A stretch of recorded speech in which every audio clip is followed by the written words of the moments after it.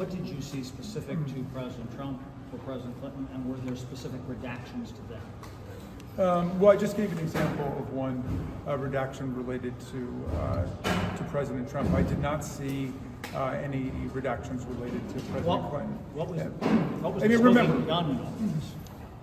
Well, I don't. You know, here's the thing: the Department of Justice is under orders from Congress to release the entire Epstein file. They released 3.5 million documents, and they've withheld 3 million documents. So about half of all the documents have not been released yet. Of the 3.5 million documents that have been released, I probably had the opportunity to review maybe 30 or 40 of them. Okay, so this is going to be an extremely time-consuming and painstaking process. The Attorney General and the Department of Justice have said that this process was something that was completed by them back in July. These materials could have been released long ago, but they're just being released now.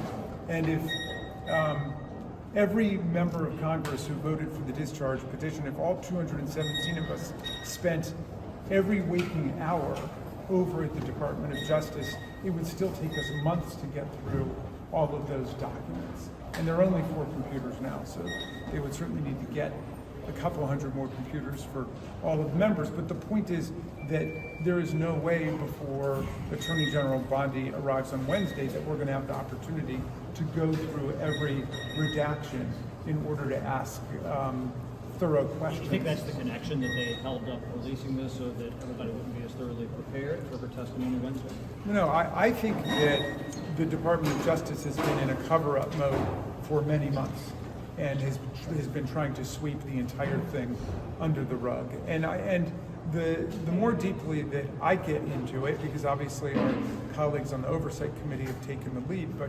judiciary plays a very important role because we oversee the Department of Justice. But the more that I've gotten into it, the more I believe that the survivors here, the victims who are now active citizens for justice, really are leading the way.